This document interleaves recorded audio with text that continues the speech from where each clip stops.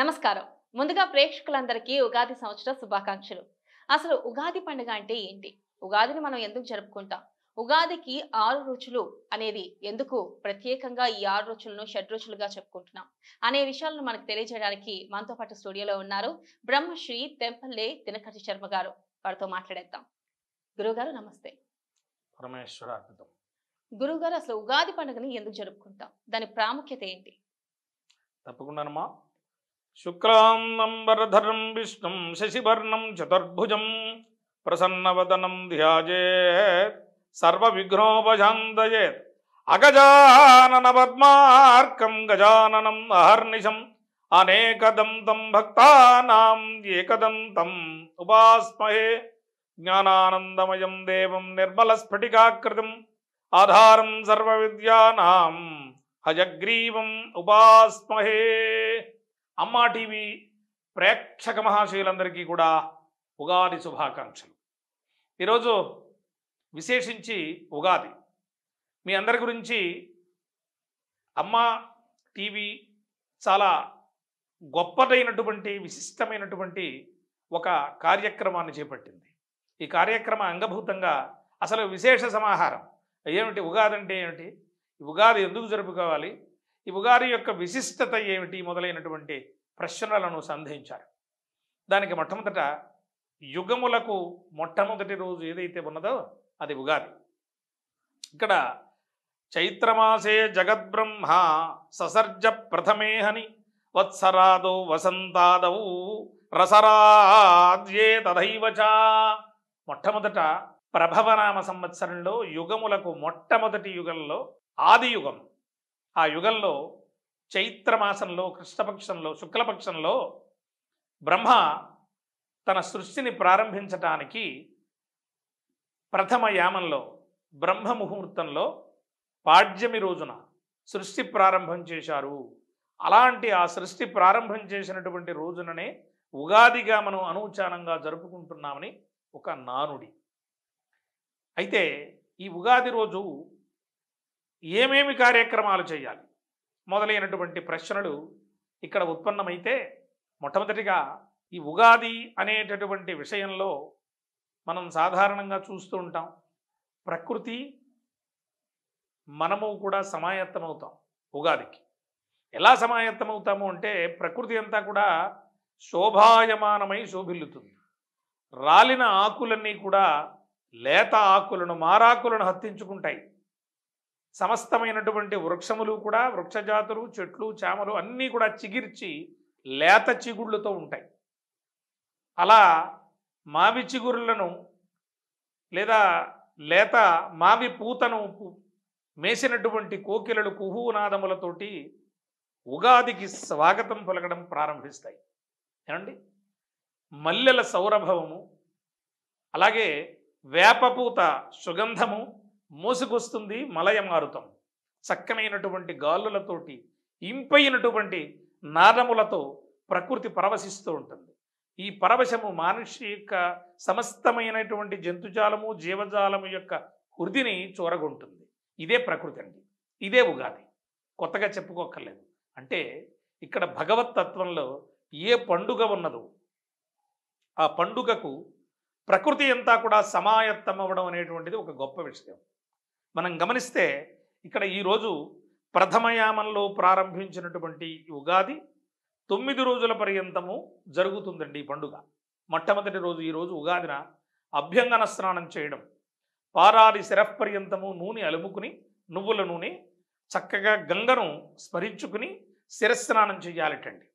అలా అభ్యంగనం చేసిన తరువాత నూతన వస్త్ర ఆభరణములను చక్కనైనటువంటి ఆభరణాలను వస్త్రాలను ధరించి, అది ఖండిత వస్త్రం కాకూడదు అన్నారు. అంటే కుట్టినది కట్ చేసినది ఏదైతే చించినది ఉండకూడదన్నారు. అంటే పై వస్త్రము అలాగే పంచె ఇలాంటివి కట్టమన్నారండి. అలా కట్టిన తరువాత చక్కగా నూతన సంవత్సర కీర్తన చేయమన్నారండి. ఈవేళ ఏమిటిది, శోభకృతనామ సంవత్సరం. ఏమండి, అమ్మా టీవీ ప్రేక్షకులందరికీ కూడా మరోసారి శోభకృతనామ సంవత్సర శుభాకాంక్షలు.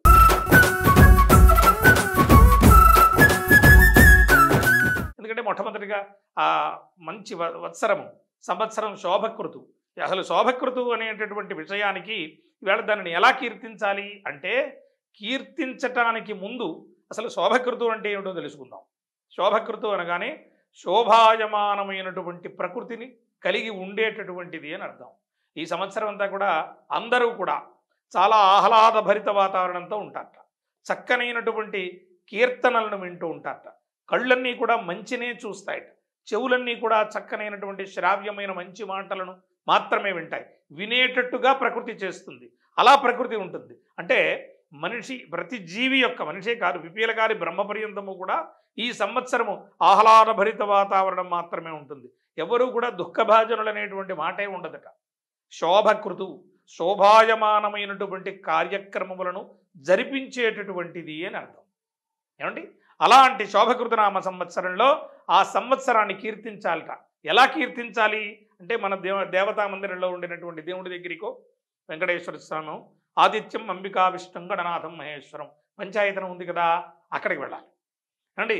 లేదా ఊరిలో ఉన్నటువంటి మందిరం, ఏదైనా దేవతా మందిరం, గ్రామ దేవతలో సుంకులమ్మ, ఎల్లమ్మ, మరి ఇంకెవరైనా సరే ఆ దేవత దగ్గరకు వెళ్ళి, లేదా కనకదుర్గమ్మ. ఎందుకంటే ఇక్కడ సంవత్సరము ప్రధానంగా మనం ఒకటి జ్ఞాపకం ఉంచుకోవాలండి. గ్రామ దేవతలతో కూడినటువంటి పండగలు అధీకృతమవుతాయి. అవి విశేషించి మొట్టమొదటి అసలు ప్రారంభమే దేవతతోటి ప్రారంభమవుతుంది. ఈవేళ దేవతాహ్వాన లాంఛనము అని ఒకటి చేస్తారండి. లాంఛనంగా చేసేటటువంటిది, అది ఖచ్చితంగా చేసి తీరాలిట. ఆ దేవతలను ఆరాధన చేయడం, దేవతా సమూహాన్ని అర్చన చేయడం, విష్ణాలయాలకో శివాలయాలకో మన కులదేవతను ఆరాధించడం అనేటువంటిది ఒక ప్రక్రియ ఉన్నది వేళ. అలా కులదేవత ఆరాధన చెయ్యాలండి. అలా చేసిన తరువాత ఆ దేవతలను మనం వేడుకోవాలి. ఈ సంవత్సర పర్యంతము, ఈ శోభకృత నామ సంవత్సరంలో అనేకమైనటువంటి మంగళములు నాకు కలుగ్గాక, మా కుటుంబానికి కలగాలి, దేశోయం శోభరహిత లోకా సమస్తా సుఖినో భవంతు, ఇలాంటి పదాలు పడాలి అక్కడ. ఎందుకు అంటే, మనం బాగుంటే పక్క వాళ్ళు బాగుంటారు, వాళ్ళు బాగుంటే మనం బాగుంటాం. ఇది పూర్వంలో మనకు అనుభవం అయింది కదా. లోగడ ఉండినటువంటి ఏవైతే ఇబ్బందులు ఉన్నాయో అవన్నీ తొలగిపోవాలని వేడుకోవాలట.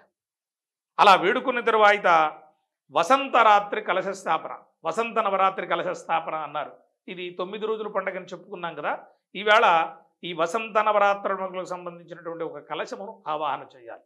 అలా ఆవాహన చేసి ఆ కలశ స్థాపన చేసుకుని ప్రతి గృహంలోనూ కూడా ధ్వజారోహణం చేయాలి. ఒక చక్కనైనటువంటి కాషాయ ధ్వజాన్ని ప్రతి ఇంటి ముందు దీపన చెయ్యాలి అన్నారు. చక్కగా దానిని పాతి ఓ స్తంభానికి దానికి అర్చన చేసి ఆ ధ్వజ ఆరోహణం చెయ్యాలిటండి.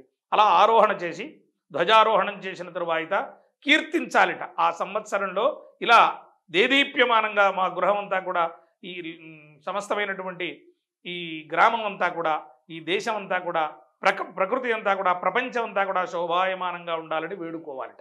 అలా వేడుకున్న తరువాత నింబకుసుమ భక్షణం అన్నారు.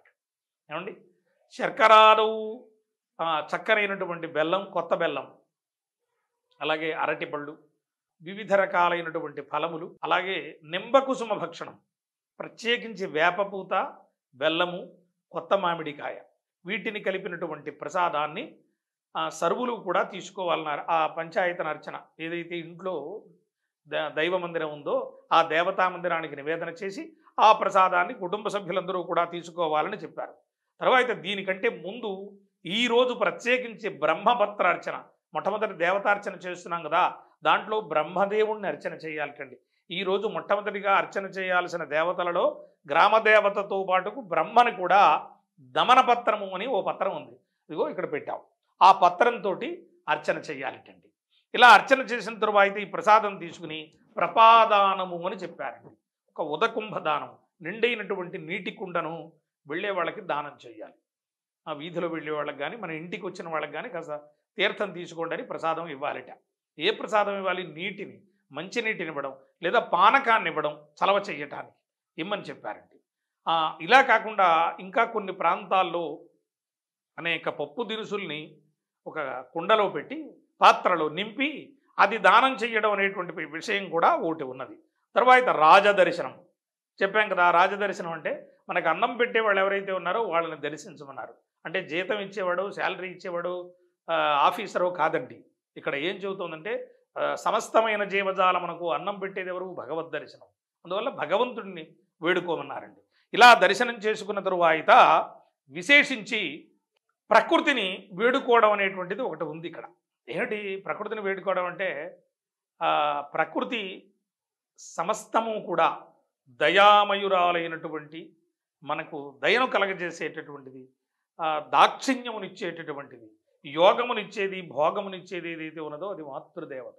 ఈ మాతృదేవత అనేటువంటిది, మాతృ శబ్దం రాగానే దేవతా స్వరూపం వచ్చేస్తుందండి. తల్లిని మించిన దైవం లేదని చెప్పుకుంటున్నాం కదా మనం. మాతృదేవో భవ వేదం చెబుతోంది ఈ మాట. మొట్టమొదట ఈ సమస్తమైనటువంటి సనాతన ధర్మంలో స్త్రీకి ఇచ్చినటువంటి ప్రాముఖ్యత ఇంకెక్కడ ఏ ధర్మం, అసలు ధర్మాలే లేవు. సనాతన ధర్మము స్త్రీకి ఇచ్చినటువంటి విశేషమైనటువంటి వాక్యం మొట్టమొదట మాతృదేవో భవ.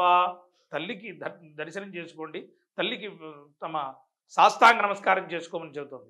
మాతృదేవో భవ, పితృదేవో భవ, ఆచార్య దేవో భవ, అతిథి దేవో భవ. వేదం చెబుతున్న మాట ఇది. ఎంత మంచి మాట అండి.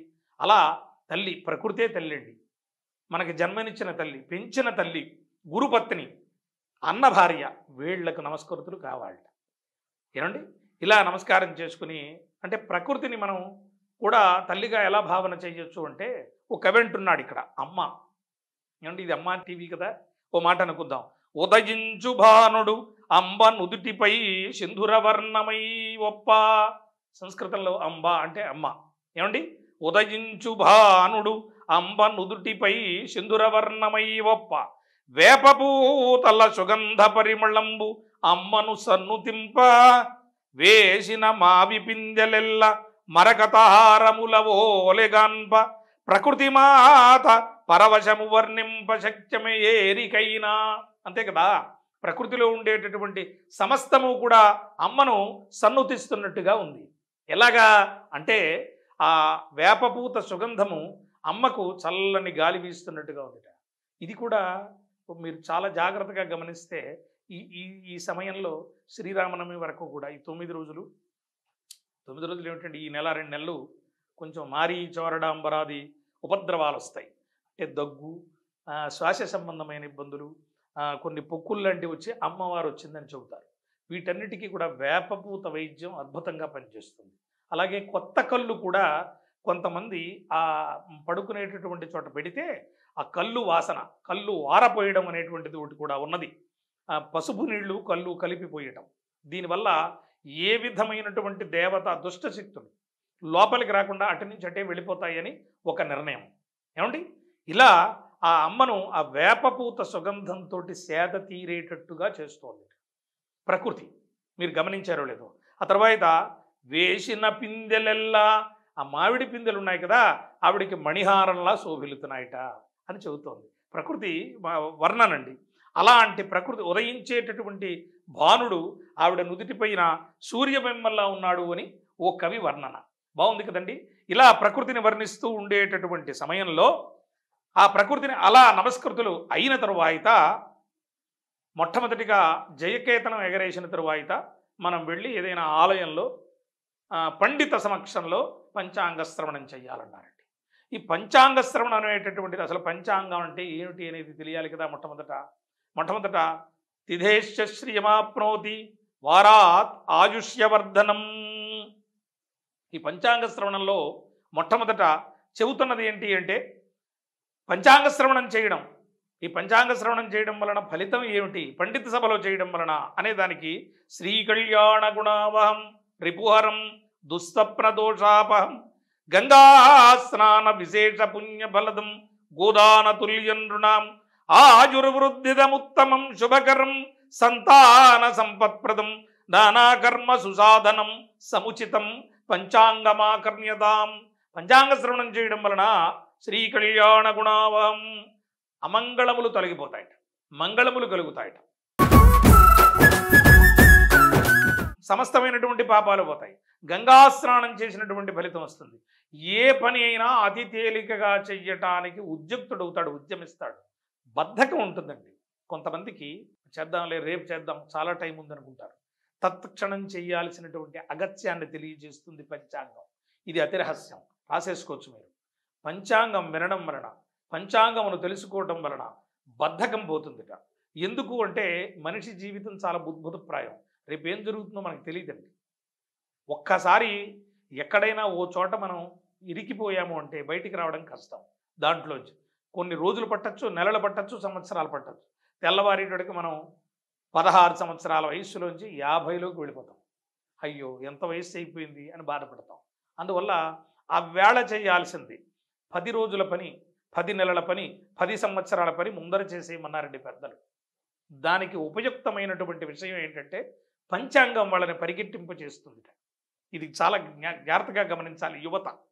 ఇలా చేయటం వలన ఏమవుతుందంటే మనం కాలానికంటే ముందు వేగంగా ప్రయాణం చేస్తాం. కాలానికంటే ముందు ప్రయాణం చేయడానికి పంచాంగం ఉపకరిస్తుంది అని చెబుతోంది. అలాంటి పంచాంగాన్ని మనం ఈవేళ తిథేశ్చ శ్రియమాప్నోతి వారాత్ ఆజుష్యవర్ధనం, తిథి వార నక్షత్ర యోగ కరణములనేటటువంటి 5టిని తెలియచేసేటటువంటిదే పంచాంగం. ఈవేళ తిథి 15-16 తిథులున్నాయి. పాడ్యమి, విధియ, తదియ, చవితి, పంచమి, షష్ఠి, ఇలా వీటిని ఈవేళ ఏమిటి తిథి, ఈవేళ ఏమిటి వారం, ఈవేళ ఏమిటి యోగం, ఈవేళ ఏమిటి కరణం, ఇవన్నీ తెలుసుకోవటం వలన సమయాన్ని మనం అనుకూలంగా మార్చుకుని సమయానికంటే ముందు మనం కాలంలో కంటే కాలానికంటే ముందు ప్రయాణం చేసేవాళ్ళు ఎవరు ఉంటారు? ఎవరు చేస్తారు? భగవంతుడితో సమానం అయిపోతాడని శాస్త్రం చెబుతోంది. ఏమండి, దానిని ఇప్పుడు పండితుడిది తప్పు అండి. పండితుడిది తప్పు అంటే రీడర్ ఎవరైతే ఈ పంచాంగ నిర్ణయం పంచాంగం చదువుతున్నారో, పంచాంగాన్ని చూస్తున్నారో వాళ్ళది తప్పు ఉంటుంది, పంచాంగానికి తప్పు ఉండదండి. ఎందుకంటే అద్వేషి వాడు ఎలా ఉండాలి అని చెప్పి కూడా కాన్సెప్ట్ చెప్పింది పంచాంగం. శాస్త్రం చెబుతోంది, నేను మాట్లాడుతున్నది కాదు. అద్వేషి, నిత్య సంతోషి, గణిత ఆగమపారగ. చూసారా, అద్వేషి, నిత్య సంతోషి, ద్వేషం లేనటువంటి వాడై ఉంటాడు. వీళ్ళు వచ్చారు, వీళ్ళకి ఏమిటి చెబుదాంలే, ఇలా లోతు ప్రతిదాన్ని కూడా. గణిత ఆగమపారగ, గణిత శాస్త్రంలో చాలా నిఘంటు అయి ఉండాలి. అంతేకాకుండా శాంతశ్చ అమృతవాక్ సంయం, జితేంద్రియ, త్రికాలజ్ఞ, 3 కాలముల యొక్క విషయములను జరిగేది, జరిగింది, జరగబోయేది 3 కూడా తెలిసిన వాటి ఉండాలట. అలా ఉండి పంచాంగాన్ని కాలిక్యులేట్ చేసి చక్కగా వివరించగలిగినటువంటి శక్తి కలిగిన వాడై ఉండాలి.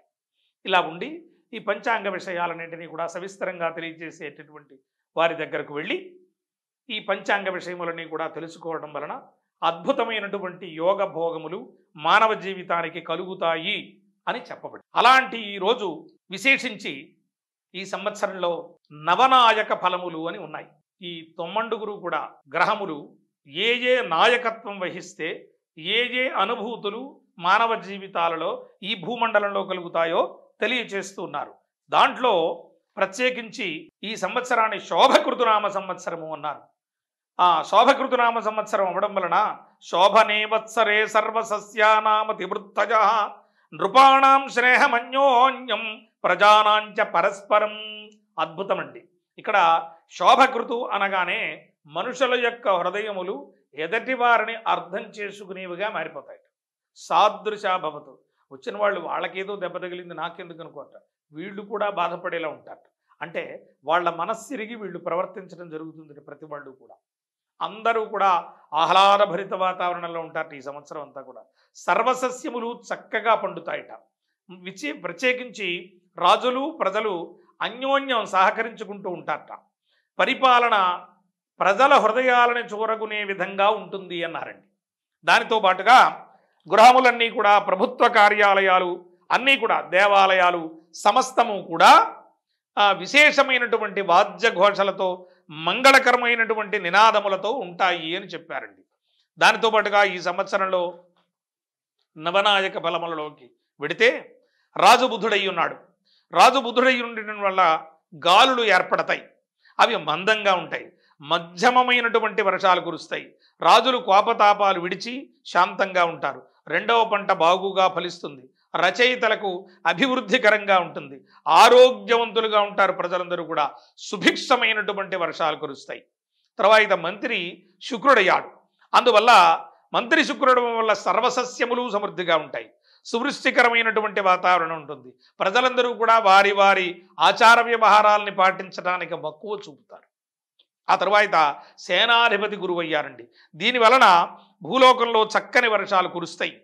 ప్రజలు పరస్పరం అనురాగ వాత్సర్యాలతో ఉంటారు. బ్రాహ్మణులు యజ్ఞయాగాది క్రతువులందు మక్కువతో ఉంటారు. సస్యాధిపతి చంద్రుడయ్యారండి. దాని వలన ఫలితం ఏంటంటే మెట్ట పల్లపు ప్రాంతాలన్నీ కూడా చక్కగా పండుతాయి. మంచి ఫలజాతులు వృక్షజాతులు కూడా ఫలించటానికి అవకాశం కనబడుతోంది. అన్ని రకాలైనటువంటి సూక్ష్మధాన్యములు కూడా శని ధాన్యాధిపతి అవ్వడం వలన ఫలిస్తాయని చెప్పబడుతోంది. నల్లరేగడి భూములు చాలా ఫలించేటటువంటి అవకాశం ఉందని చెబుతున్నారు. అర్ఘాధిపతి గురువు అయ్యాడండి. దాని వలన భూమి అంతా కూడా సువృష్టిగా ఉంటుంది, ధనధాన్యాలు సమృద్ధిగా ఉంటాయి. దానితో పాటుగా మేఘాధిపతి గురువు అయ్యారండి. దీని వలన ఫలితం ఏమిటంటే భూమి అన్ని రకాలైనటువంటి సస్యములతో చక్కగా ఉంటుంది, చక్కనైనటువంటి వర్షాలు కురుస్తాయి. అంటే పంటకు అనుకూలమైనటువంటి వర్షం కురుస్తుంది అని చెబుతున్నారండి. ఇంతకంటే ఏం కావాలండి? సస్యాధిపతి బుధుడయ్యాడండి. రసాధిపతి కూడా బుధుడయ్యి ఉన్నాడు. అందువల్ల పిప్పిలి, శొంఠి, ఇంగువ, నూనె, బెల్లం, వెల్లుల్లి మొదలైనటువంటివి కొంచెం ప్రియతరంగా, అంటే కొంచెం తక్కువ పండడం కానీ కొంచెం ధనం రేటు ఎక్కువగా ఉండడం కానీ జరగవచ్చు అని చెబుతున్నారు. నీరసాధిపతి చంద్రుడయ్యారండి. దీని వలన ఫలితం ఏంటంటే ముత్యాలు, రత్నాలు, నవరత్నాలన్నీ కూడా బంగారం, విత్తనాలు ఇవన్నీ కూడా కొంచెం విస్తారంగా దొరుకుతాయి.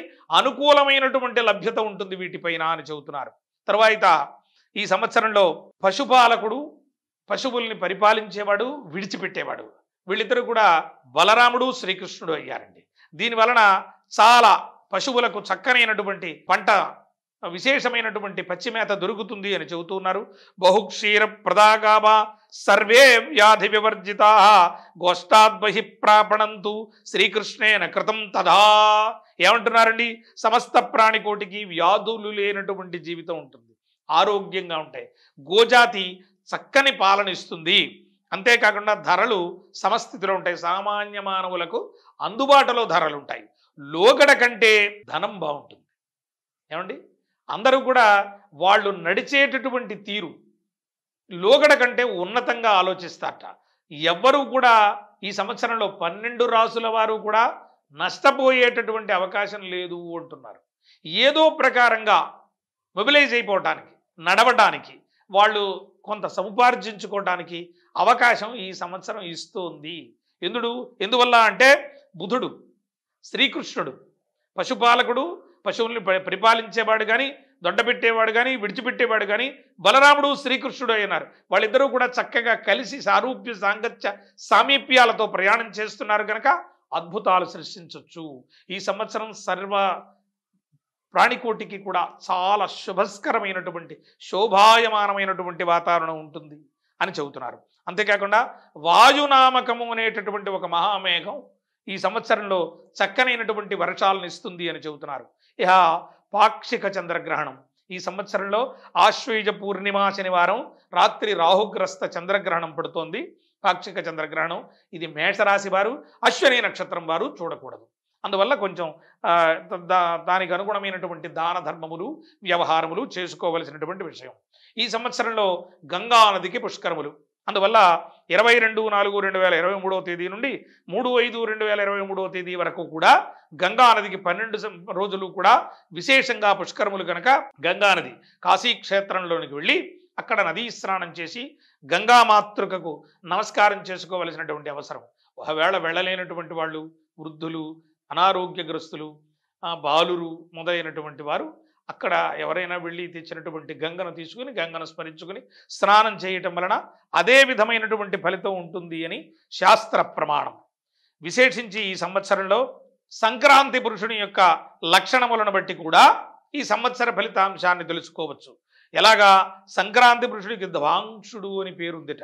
అందువల్ల వైశ్యులకు విశేషమైనటువంటి ఖ్యాతి ఉంటుంది అన్నారు. చందనోదక స్నానం, గంగా ఉదకాన్ని, గంధోదకాన్ని స్నానం చేస్తున్నారట వారు. అందువల్ల ఆరోగ్యం, సుభిక్ష సిద్ధి కలుగుతుంది మానవాళికి. యవనాక్షతలను ధరించారట. అందువల్ల యవన అక్షతలు లభించటం కష్టం అని చెబుతున్నారు. చర్మ వస్త్రం, చర్మాన్ని ధరించారట వస్త్రంగా. భూత బాధ ఉంటుంది అందరికీ కూడా, కొంచెం జాగ్రత్త వహించండి అన్నారు. పుష్యరాగాభరణాన్ని ధరించారట, కొంచెం అశుభకరం కూడా ఉంటుంది అన్నారు. కాంస్యపాత్రలో చిత్రాన్న భోజనం, కాంస్యపాత్రలో చిత్రాన్నాన్ని పులిహారని తింటున్నట్టు వారు. అందువల్ల కొంచెం అభోజనం ఉంటుంది, అజీర్తి ఉంటుంది, మనుష్యులకి ఎక్కువ అన్నం దొరుకుతుంది, తద్వారా అజీర్తి ఏర్పడుతుంది అని చెబుతున్నారు. కించిత్ యుద్ధం మయూర పింఛాన్ని ఆభరణంగా ధరించారట. అందువల్ల లేఖకులకు నష్టం, రచయితలకి కొంచెం ఇబ్బందికాలంగా ఉంటుంది. పన్నగాభరణం నాగాభరణాన్ని ధరించున్నట్టు వారు, అందువల్ల శిశువులకి కొంచెం ఇబ్బంది ఉంటుంది అంటున్నారు. ఈశాన్య దిక్కుకి ప్రయాణం చేస్తున్నట్ట, అందువల్ల ఆ దేశముల వారికి కొంచెం యుద్ధ భయము రోగ భయము ఉంటుంది, భోజన భాజనములకు కూడా ఇబ్బంది ఉంటుంది అని చెబుతున్నారు. చింతా చేష్ట విచిత్రమైనటువంటి ప్రవర్తన చేస్తున్నట్టు వారు అశ్వవాహనం మీద కూర్చుని, అందువల్ల ప్రజలకు సుఖం ఉంటుంది అని చెబుతున్నారు. ఇలాంటి మకర సంక్రాంతి పురుష లక్షణంతో పాటుగా ఈ సంవత్సరంలో విశేషించి అనేకమైనటువంటి శుభమంగళములు అమ్మా టీవీ ప్రేక్షక మహాశీలందరికీ కూడా ఈ శోభకృతనామ సంవత్సరంలో శోభాయమానమైనటువంటి జీవితాన్ని మనందరం కూడా పొందాలని కోరుకుంటూ శుభం.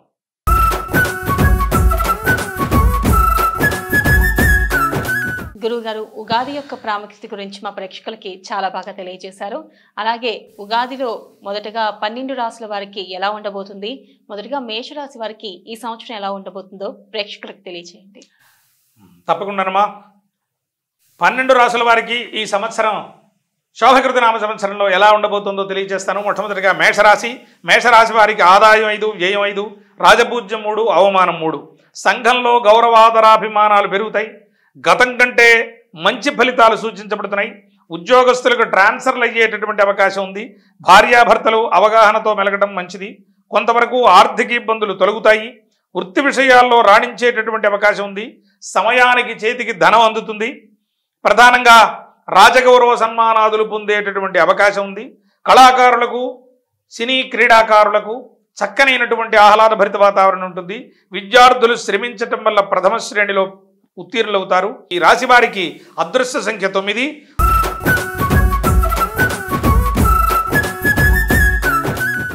గురుగారు, మేషరాశి గురించి అద్భుతంగా తెలియజేశారు. అలాగే 2వ రాశి వృషభ రాశి గురించి తెలియజేయండి. శోభకృతనామ సంవత్సరంలో వృషభ రాశి ఆదాయం 14, వ్యయం 11, రాజపూజ్యం 6, అవమానం 1. ఈ రాశి వారికి సామాన్య ఫలితాలు గోచరిస్తున్నాయి. గృహంలో వివాహాది శుభకార్యాలు నెరవేరతాయి. ధనాదాయం బాగుంటుంది. ఖర్చులు కనబడతాయి. నమ్మిన వారి వలన మోసపోవడం జరుగుతుంది, జాగ్రత్త వహించండి. పుణ్యక్షేత్ర సంచారం ఉంటుంది. విహారయాత్రలతో ఈ సంవత్సరం ముగుస్తుంది. ప్రత్యేకించి భార్యాభర్తల మధ్య మాట పట్టింపులుంటాయి. స్త్రీల ఆరోగ్య విషయంలో కొంచెం జాగ్రత్త వహించండి. ఈ రాశి వారికి అదృష్ట సంఖ్య 6. దుర్గాదేవిని ఆరాధన చేయడం వలన అద్భుతాలు సృష్టించవచ్చు.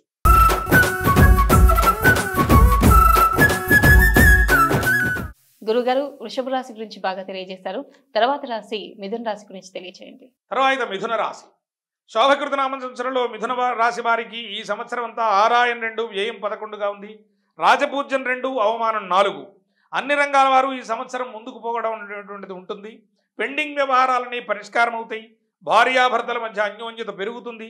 డాక్టర్లకు, లాయర్లకు మంచి డిమాండ్ ఉంటుంది. ఉద్యోగస్తులకు గౌరవ మర్యాదలు, అనుకున్న ప్రదేశాలకు ట్రాన్స్ఫర్స్ కలిగేటటువంటి అవకాశం ఉంటుంది. వ్యవసాయదారులకు 2 పంటలు కలిసి వచ్చేటటువంటి అవకాశం ఉంది. హాస్యప్రియత్వం అధికంగా ఉంటుంది మిథున రాశి వారికి. వ్యాపారస్తులకు చాలా లాభదాయకమైనటువంటి పరిస్థితి. నూతన వ్యాపారాలు ప్రారంభించడానికి అవకాశం ఉంటుంది. అదృష్ట సంఖ్య 5. నిత్యం దుర్గాదేవిని ఆరాధన చేయడం వలన విశేషమైనటువంటి శుభాలను పొందవచ్చు.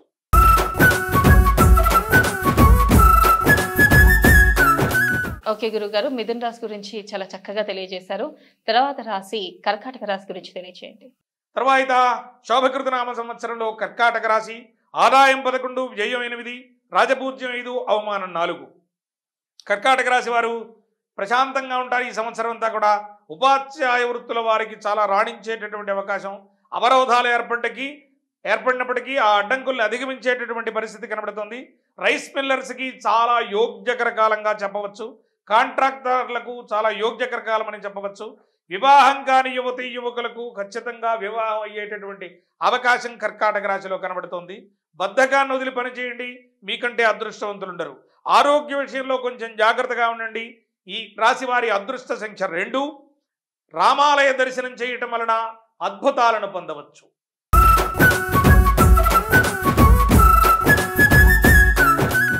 ఓకే గురుగారు, కర్కాటక రాశి గురించి చాలా చక్కగా తెలియజేశారు. సింహరాశి గురించి తెలియజేయండి. శోభకృత నామ సంవత్సరంలో సింహరాశి వారికి ఆదాయం 14, వ్యయం 2, రాజపూజ్యం 1, అవమానం 7. ఈ రాశి వారికి ఈ సంవత్సరం అంతా అన్ని విధాల యోగ్యకరమైనటువంటి కాలమని చెప్పవచ్చు. సాంఘికంగా గౌరవ మర్యాదలు పెరుగుతాయి. నమ్మిన వారి వలన మోసపోవడం అనేటువంటిది ఒకటి ఉంటుంది, కొంచెం జాగ్రత్త వహించండి. ఆనందోత్సాహాలతో గృహం నిండి ఉంటుంది. సింహరాశి వారికి వృత్తి ఉద్యోగ వ్యాపారాల్లో ఉన్నత శిఖరాల్ని అధిరోహిస్తారు. ఆరోగ్య విషయంలో కొంచెం జాగ్రత్త వహించండి. రైతులకు 2 పంటలు లాభించేటటువంటి పరిస్థితి. నరదృష్టి అధికంగా ఉంటుంది. సింహరాశి వారికి తగు జాగ్రత్త తీసుకోండి. మితిమీరిన కోపం ఉంటుంది. సహనాన్ని అలవరుచుకుంటే అద్భుతాలు సృష్టించవచ్చు. అదృష్ట సంఖ్య 1. ఆంజనేయ ఆరాధన వలన సింహరాశి వారు చాలా ఉన్నతులుగా గుర్తించబడతారు.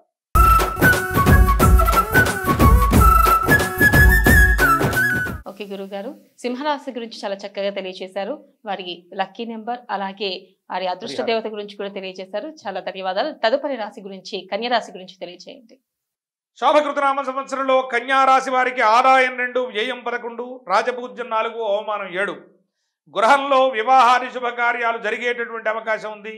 ఈ సంవత్సరంలో జాయింట్ దారులతో ఇబ్బందులు ఉండేటువంటి అవకాశం, కొంచెం జాగ్రత్త వహించండి. కాంట్రాక్ట్ దారులకు రుణాలు చేసుకునేటటువంటి పరిస్థితి ఉంది. స్త్రీలకు విరోధాలు ఏర్పడతాయి, తగు జాగ్రత్తతో ఉండండి.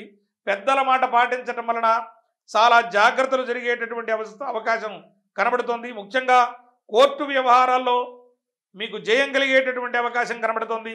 దూర ప్రాంత ప్రయాణాలు ఉండొచ్చు. గృహ నిర్మాణాది పనుల్లో సృజనాత్మకత కనిపించేటటువంటి అవకాశం కన్యా రాశిలో మనం గమనించవచ్చు. విలువైనటువంటి వస్తువులు చేజారిపోయేటటువంటి అవకాశం ఉంది, జాగ్రత్త వహించండి. మృష్టాన్న భోజనం ఉంటుంది. అలంకరణల పట్ల కొంచెం శ్రద్ధ తగ్గించండి, తద్వారా సమయం బేరీజ్ అవుతుంది. అదృష్ట సంఖ్య 5.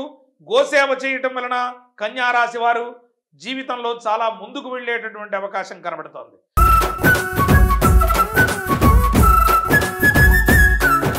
గురుగారు, కన్యా రాశి గురించి చాలా చక్కగా తెలియజేశారు. మరి అదృష్ట సంఖ్య అలాగే మరి పరిష్కారాల మార్గాలను కూడా తెలియజేస్తున్నందుకు ధన్యవాదాలు. తదుపరి రాశి తులరాశి గురించి తెలియజేయండి. శోభకృతనామ సంవత్సరంలో తులారాశి వారికి ఆదాయం 14, వ్యయం 11, రాజపూజ్యం 5, అవమానం 7. ఈ రాశి వారికి ఈ సంవత్సరం అంతా అన్ని విధాలా చాలా బాగుంది. వివాహాది శుభకార్యాలు కలిసి వస్తాయి. వృత్తి వ్యాపారాల్లో అభివృద్ధి ఏర్పడుతుంది. స్థిరాస్తి వృద్ధి ఉంటుంది. కోర్టు వ్యవహారంలో జయం కలిగేటటువంటి పరిస్థితి. శారీరక శ్రమ ఉంటుంది, కొంచెం జాగ్రత్త వహించండి. నిరుద్యోగులకు ఉద్యోగ అవకాశాలున్నాయి. నటీ నట గాయక వర్గాల వాళ్లకు విపరీతమైనటువంటి ప్రజాభిమానాన్ని చూరగొంటారు. ఈ రాశి స్త్రీలకు అన్ని విధాలా యోగ్యకరమైనటువంటి కాలం. ప్రేమ వ్యవహారాలు అనుకూలించేటటువంటి పరిస్థితి. తులారాశి వారి అదృష్ట సంఖ్య 6. ఆంజనేయ ఆరాధన చేయటం వలన ఈ సంవత్సరం చాలా పురోభివృద్ధిని సాధించేటటువంటి అవకాశం ఉంది.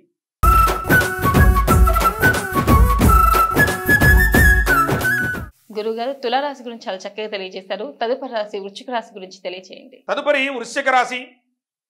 శోభకృతనామ సంవత్సరంలో ఆదాయం 5, వ్యయం 5, రాజపూజ్యం 3, అవమానం 3. తలచిన పనులు అనుకూలించేటటువంటి పరిస్థితి. కీర్తి ప్రతిష్టలు ఇనుమడిస్తాయి. వ్యవసాయదారులకు లాభసాటి అయినటువంటి స్థితి కొనసాగుతోంది. శారీరక శ్రమ అధికంగా ఉంటుంది, కొంచెం శ్రమపడండి.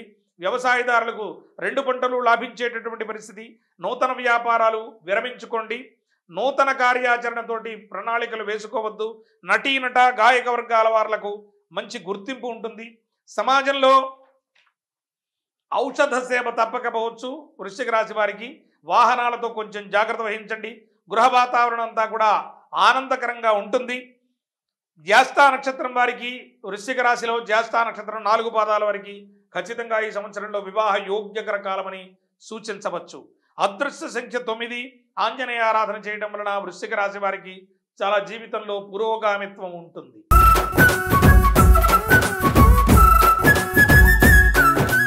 గురువు గారు, వృశ్చిక రాశి గురించి చాలా చక్కగా తెలియజేశారు.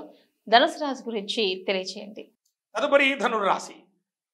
శోభకృతనామ సంవత్సరంలో ధనుర్రాశి వారికి ఆదాయం 8, వ్యయం 11, రాజపూజ్యం 6, అవమానం 3. ఈ రాశి వారికి అన్ని విధాలా యోగ్యదాయకమైనటువంటి కాలం. నూతన వ్యాపార ప్రయత్నాలు అనుకూలిస్తాయి. నూతన వస్తు వస్త్ర ఆభరణ ప్రాప్తి ఉంటుంది. సంతాన రీత్యా సుఖ సంతోషాలుంటాయి. బంధుమిత్ర సాంగత్యం ఉంటుంది. ఎంతటి కష్టసాధ్యమైన పనినైనా అతి తేలికగా పూర్తి చేయడంలో వీళ్ళు చాలా చాకచక్యతను ప్రదర్శిస్తారు. నరఘోష ఎక్కువగా ఉంటుంది ధనుర్రాశి వారికి, కొంచెం జాగ్రత్త వహించండి. వీళ్ళని పట్టుకుని ఎవరు ప్రయాణం చేసినా వాళ్ళకి జయం కలుగుతుంది, భార్యాభర్తల అన్యోన్యత పెరుగుతుంది. ఈ సంవత్సరం అంతా కూడా స్త్రీలకు పట్టిందల్లా బంగారం అన్నట్టు ఉంటుంది. ధనుర్రాశిలో శత్రువులు మిత్రులై మీకు సహకరించేటటువంటి అవకాశం ఉంది. ధనుర్రాశికి అదృష్ట సంఖ్య 3. ఆంజనేయ ఆరాధన చేయడం వలన అద్భుతాలు సృష్టించవచ్చు.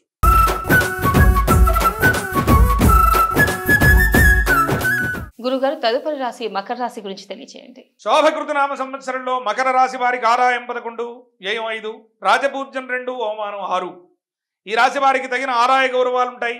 కొన్ని ముఖ్యమైనటువంటి సమస్యలు పరిష్కారం అవుతాయి. బంధుమిత్రులు మీ పట్ల గౌరవ మర్యాదలతో వ్యవహారం చేస్తారు. ఇంటా బయట కూడా అద్భుతాలు సృష్టించడానికి ఈ రాశికి అవకాశం ఉంది. ఈ రాశి వారికి స్త్రీ సహకారం వల్ల అనేకమైనటువంటి శుభాలు జరిగేటటువంటి అవకాశం, దీర్ఘకాలికమైనటువంటి వ్యాధులకు కొంచెం దూరం అయ్యేటటువంటి అవకాశం కూడా కనబడుతుంది. వివాహం కాని స్త్రీ పురుషులకు వివాహ యోగ్యకర కాలం అని చెప్పవచ్చు. మకర రాశిలో ఉండేటటువంటి ఉద్యోగస్తులకు ట్రాన్స్ఫర్స్ కోరుకునే వాళ్ళకు అవకాశం ఉంది. శత్రువులు మిత్రులుగా మారతారు. ఆర్థికంగా నిలదొక్కుకోవడానికి మకర రాశికి అనుకూలమైనటువంటి వాతావరణం. ఈ సంవత్సరంలో అదృష్ట సంఖ్య 8గా మకర రాశికి సూచించవచ్చు. వెంకటేశ్వర ఆరాధన వలన విశేషమైనటువంటి యోగభోగములు మకర రాశి వారు పొందవచ్చు.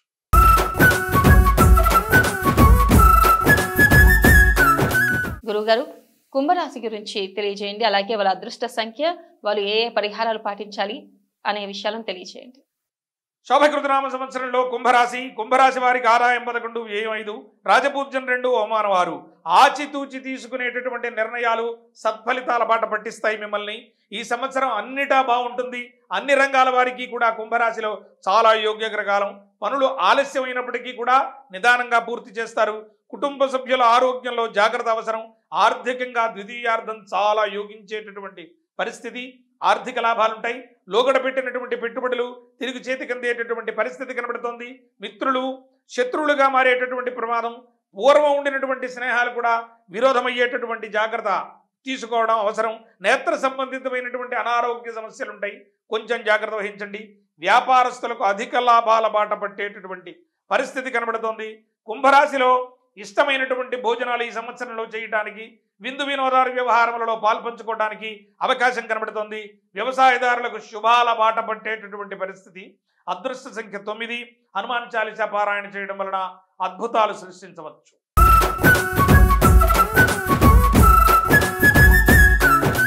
గురువుగారు, ఆఖరి రాశి మీనరాశి గురించి తెలియచేయండి. అలాగే వాళ్ళ అదృష్ట సంఖ్య, ఆరాధ్య దైవము, అలాగే వాళ్ళ పరిహారాలు కూడా తెలియచేయండి. తదుపరి మీనరాశిలో శోభకృతనామ సంవత్సరంలో ఆదాయం 8, వ్యయం 11, రాజపూజ్యం 1, అవమానం 2. ప్రధానంగా ఇతరులను ప్రభావితం చేయడంలో మీనరాశి ముందుంటుందని చెప్పవచ్చు. ఇతరులకు మీ పట్ల సానుకూల దృక్పథాలు ఉంటాయి. కుటుంబ సౌఖ్యం కలుగుతుంది. మీ మాట వల్ల సమాజం దగ్గరవుతుంది. క్రొత్త వాళ్ళను జీవితంలో ఆస్వాదించడానికి మీకు అవకాశం ఉంటుంది. నూతన వ్యాపారాల జోలికి వెళ్ళకండి. రైస్ మిల్లర్లకు, కాంట్రాక్టుదారులకు కలిసి వచ్చేటటువంటి కాలం అని చెప్పవచ్చు. సంవత్సర ప్రథమార్థం కంటే ద్వితీయార్థం చాలా యోగ్యకర కాలం అని చెప్పవచ్చు. మంచి కార్యదక్షతతో వ్యవహారం చేస్తారు. వ్యవసాయదారులకు ప్రోత్సాహకర కాలంగా ఉంటుంది. కోర్టు కేసులు ఎదురవ్వచ్చు, కొంచెం జాగ్రత్త వహించండి. స్త్రీ మూలకమైనటువంటి ధనం చేతికందేటటువంటి పరిస్థితి కనబడుతోంది. రాజకీయ నాయకులకు వ్యతిరేక ఫలితాలున్నాయి, తస్మాత్ జాగ్రత్త. అదృష్ట సంఖ్య మీనరాశి వారికి 3. సుబ్రహ్మణ్య ఆరాధన వలన విశేషమైనటువంటి యోగాన్ని పొందేటటువంటి అవకాశం ఉంది. అనేకమైనటువంటి శుభమంగళములు 12 రాశుల వారి జీవితాల్లో. అమ్మా టీవీ ప్రేక్షకులందరికీ కూడా ఈ సంవత్సర పర్యంతము ఏదైనా ఇబ్బందికర కాలం ఉంటే ప్రధానంగా మీకు 2 ఇండికేషన్స్ ఇచ్చాను. మొట్టమొదట సంఖ్య ఏదైతే ఇది ఇచ్చానో ప్రధానమైన లక్కీ నెంబర్, దానిని పట్టుకోండి. తర్వాత ఆరాధన చేయాల్సినటువంటి దేవతను చెప్పాను. ఆ దేవతను ఆరాధన చేయడం వలన అనేకమైనటువంటి యోగభోగములను ఈ సంవత్సరంలో 12 రాశుల వారు పొందవచ్చు. శుభం.